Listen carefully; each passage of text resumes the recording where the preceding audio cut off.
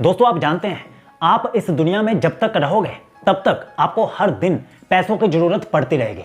लेकिन फिर भी 99% लोग स्पेशली इंडिया में पैसा कमाना तो जानते हैं, लेकिन पैसे को मैनेज करना नहीं जानते हैं। इसी के कारण 99% लोग अपनी ज़िंदगी में गरीब रहते हैं, मिडिल क्लास रहते हैं, कभी भी अमीर नहीं बन पाते। क्योंकि 99% लोगों के पास एक बार पैसा आ तो जाता है, वो पैसा एक बार कमा तो लेते हैं, लेकिन पैसा कमाने के बाद उस पैसे को कैसे मैनेज करना चाहिए, कैसे उस पैसे को बढ़ाना चाहिए, कहाँ पे इन्वेस्ट करना चाहिए, एसेट क्या होते हैं, लाइबिलिटी क्या होती है, इन सब चीज़ों का एक मिडिल क्लास पर्सन को या फिर एक पुअर पर्सन को पता नहीं होता।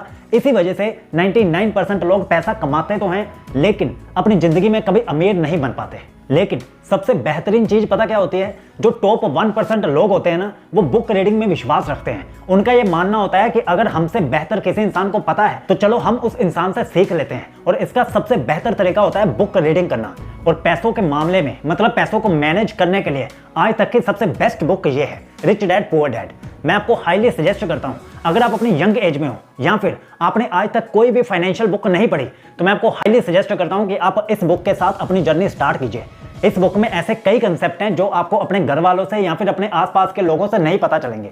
और जब आप इस बुक को पढ़ोगे तो आपके माइंड में बहुत से कंसेप्ट क्लियर होंगे और आप पैसों को मैनेज करना सीखोगे। विश्वास करो, जिंदगी में जब तक आप जियोगे तब तक आपको पैसों की जरूरत पड़ेगी।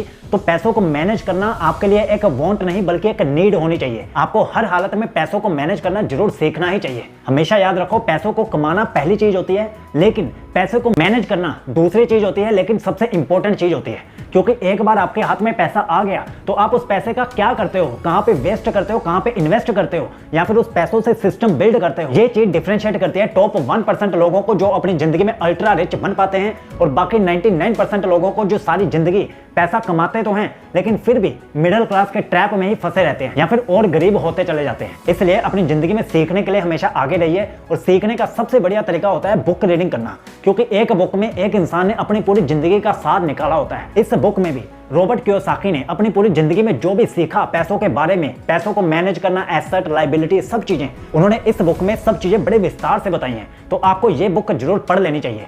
मैं आपको ऊपर से कुछ चीजें बता देता हूं कि आपको इस बुक में मेजरली क्या क्या सीखने को मिलेगा। जो मुझे सीखने को मिला और मुझे बहुत ही बढ़िया चीज लगी, और ये सब वो बातें थी जो मुझे आसपास वाले लोगों से नहीं पता चली, क्योंकि मैं जिस एनवायरनमेंट में रहता हूं वहां पे ऐसी सोच वाले लोग है ही नहीं।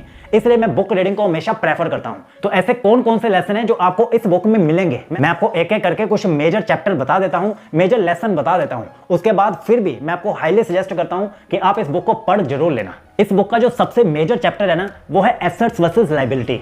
मतलब इस बुक में बड़ी डिटेल में बताया गया है कि एक एसेट क्या होता है और एक लाइबिलिटी क्या होती है। कैसे अमीर लोग एसेट्स को बिल्ड करते हैं, मतलब सिस्टम को बिल्ड करते हैं, और गरीब लोग बस लाइबिलिटी से खरीदते रहते हैं। एक एग्जांपल देता हूं, अगर आप 9 to 5 करते हो तो आप 1 तारीख से लेकर 30 तारीख तक काम करते हो, फिर आपको उन 30 दिनों की सैलरी मिलती है। फिर ये सर्कल रिपीट होता है, फिर आपको सैलरी मिलती है, फिर सर्कल रिपीट होता है, फिर आपको सैलरी मिलती है। ऐसे क्या हो रहा है? आप काम कर रहे हो, आपको पैसा मिल रहा है, काम कर रहे हो, पैसा मिल रहा है। लेकिन अमीर लोग ऐसा नहीं करते। इस बुक में बताया गया है कि अमीर लोग पैसों के लिए काम नहीं करते, बल्कि पैसा अमीर लोगों के लिए काम करता है।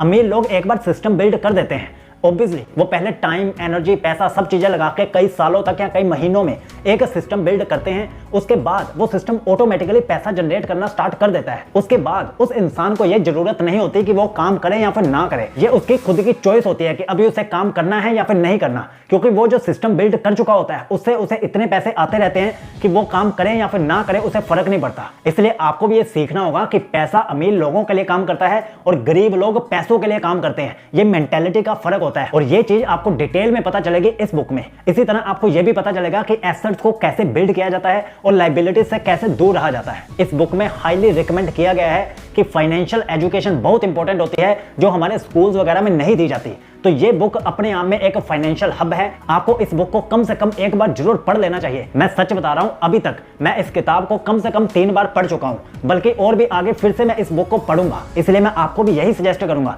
कि आप ऐसी बढ़िया बुक को सिर्फ एक बार मत पढ़ना, बल्कि इसे बार बार पढ़ने की कोशिश करना, क्योंकि जब जब आप इस बुक को पढ़ोगे आपके माइंड का एक एक लेवल ऊपर उड़ता जाएगा। इसलिए मैं आपको हाईली सजेस्ट करता हूं कि आप रिच डैड पुअर डैड को जरूर पढ़िए। इससे आपकी फाइनेंशियल जर्नी बहुत बेहतर होगी। अगर आप अपनी यंग एज में हैं, आप एक इंडियन हैं, तो आपको ये बुक जरूर पढ़नी चाहिए, समझनी चाहिए। एसेट्स, लायबिलिटीज, बिजनेसेस, इन सब चीजों के बारे में सीखना चाहिए, आगे बढ़ना चाहिए। ये बेसिक बुक है, लेकिन आपको शुरुआत सबसे पहले इस बुक के साथ जरूर करनी चाहिए। तो आप में से जो भी लोग इस बुक को पढ़ने जा रहे हैं वो कमेंट में जरूर लिखें आई एम रेडी, और वीडियो को लाइक करके चैनल को सब्सक्राइब जरूर कर लेना। जय हिंद।